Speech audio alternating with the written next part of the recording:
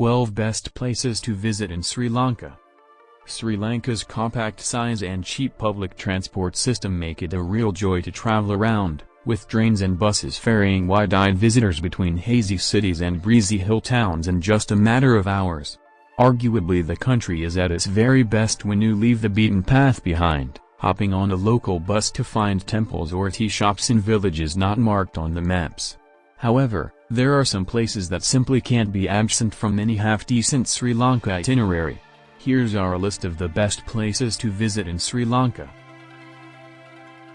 Please like and subscribe to my channel and press the bell icon to get new video updates. 1. Sigiriya. Rising dramatically from the country's central plains, the enigmatic rocky outcrop of Sigiriya is perhaps Sri Lanka's single most dramatic sight. Near vertical walls soar to a flat-topped summit that contains the ruins of an ancient palace, thought to have been the epicenter of the short-lived kingdom of Kasapa. The early morning vistas across mist-wrapped forests are spellbinding, but make time for the fascinating on-site museum too. Once you've scaled the rock, try trekking up neighboring hills for unbeatable views of Sigiriya, towering above its woodland surrounds. 2. Mirissa and the southern beaches. Mirissa. Even the name of what is arguably Sri Lanka's best beach sounds somehow paradisiacal, and few travelers feel disappointed when they see it in person. A lush stretch of powdered white sand set against cerulean waters. Throw in a few thickets of palm trees leaning lazily overhead and you've got a beach bum's dream. In truth, a number of the beaches along the south coast, including Tangala and Unawatuna, are ideal for a few days of serious sunbathing and splashing in the surf, with beach bungalow accommodation and happy hour cocktail deals to boot. Did someone say beach crawl? 3. Anuradhapura. Sri Lanka has historic sites to spare, but Anuradhapura is something special.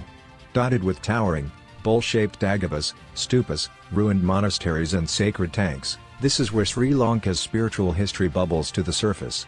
In the center of the compound is one of the world's oldest trees, Sri Mahabodhi, grown from a cutting taken from the tree that sheltered Buddha as he attained enlightenment, more than 2,000 years ago. At Bodh Gaya in India, a day spent cycling rented bicycles between these colossal structures that loom large above green treetops is one that won't be quickly forgotten. For more Dagaba spotting, head 13 kilometers east to the sleepy village and temple complex of Mihintal. 4. Udawala National Park.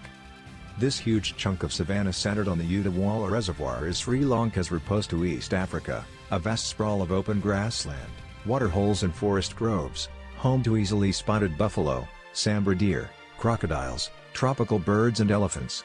And we don't just mean a few elephants, we mean hundreds of them. Bring a long lens and ask your driver to hang back so you can observe these gentle giants without intruding on their repose. 5. Arugam Bay. The perfect break at the heart of Sri Lanka's surf scene, the long right-hander at the southern end of Arugam Bay is Sri Lanka's favorite wave. From April to September the ocean is crowded with bodies and boards, though stragglers catch periodic good swells as late as November. Befitting a surf hub, there are beach bars, surf schools and board rental shops, just steps from the ocean. There's also cheap, high-quality beach huts to kick back in and some great restaurants to try, giving Arugam appeal to those who can't tell a longboard from a mini-mall. 6. Ella. Rattling through emerald tea estates on the Colombo to Ella train, with the wind in your hair and the scent of the tropics on the breeze is the stuff of traveled dreams, but what awaits you isn't too shabby either. Ella is the place to ease off the travel accelerator with a few leisurely days resting in your choice of some of the country's best guest houses. Don't be too laid back, though. Definitely make time for easygoing walks through tea plantations to temples, waterfalls and viewpoints. After building up a hiking-inspired appetite, look forward to some of Sri Lanka's best home-cooked food, paired with a reviving cuppa. 7. Colombo. Far more than a springboard to other sites, continually overlooked Colombo has a lot to offer visitors if you can get to grips with its rather disjointed layout. The British were responsible for the railway tracks that cut the city off from much of its ocean shoreline, but they also dotted the city with landmark buildings, particularly in the colonial-era Fort District. Explore beyond the noisy arterial roads running north-south through the center, and you'll find centuries-old churches, colorful temples, manic markets and atmospheric drinking dens, including Traveler's Bar, with placating views over the Indian Ocean that'll make you think twice about rushing to head elsewhere. 8. Adams Peak. Sacred to Buddhists, Hindus, Muslims and Christians alike, Adams Peak, Sri Pada, is all things to all people. For over 1,000 years, pilgrims have trudged by candlelight up to the summit, to stand in the footprints of the Buddha, or Lord Shiva, or the biblical Adam, depending on which tradition you subscribe to, contemplate the cosmos and admire the stunning beauty of the hilltop, where, according to locals, the island's butterflies go to die. Today tourists join the throngs of local pilgrims, similarly bewitched by the magic. 9. Jaffna. Once the center of fierce fighting, Jaffna and the Northern Islands have been rehabilitated, offering a fascinating vision of the Sri Lanka that could have been if, in the island's history, Hinduism had gained the upper hand. Everything seems different up north, with staccato Tamil replacing the sing-song sound of Sinhala, Dagobas, stupas, swapped for colorful Hindu temples, and a menu that looks north towards India. Jaffna itself has never looked better, with new hotels and a revived sense of purpose. Rent a bike and catch a rickety ferry to islands such as Nejantivu, far, far away from the tourist crowds. 10. Galle. Man and nature joined forces in Galle to produce a living work of art. The Dutch built the streets and buildings, the Sri Lankans added the color and culture, and then nature got busy covering it in a gentle layer of tropical vegetation, washed over by the salt sea air.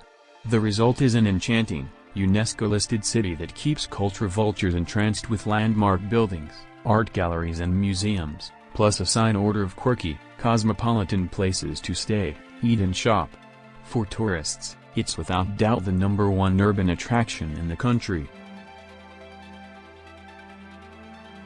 11. Kandy. Sri Lanka's ancient cities may have the longer history, but Kandy has the power of belief on its side. The island's cultural capital is famous as the setting for the Temple of the Sacred Tooth Relic, whose central shrine is said to contain a tooth of the Buddha himself. For the Sinhalese, this is the holiest spot on the island. For tourists, Kandy offers more corporeal rewards, nostalgic wonders around the old quarter, striking views over the central lake, a clutch of interesting museums and, in the vicinity, some of the island's best botanical gardens.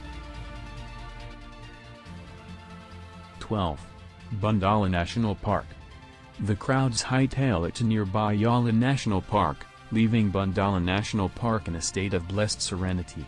Head here from Tisamaharama or Hambantota and you'll enter a fantasy landscape of islets and lagoons, whose shimmering waters ring with the sound of bird song. Bundala has a beauty that other parks cannot match, and huge flocks of migratory birds from December to March make this one of the finest birding destinations in the country.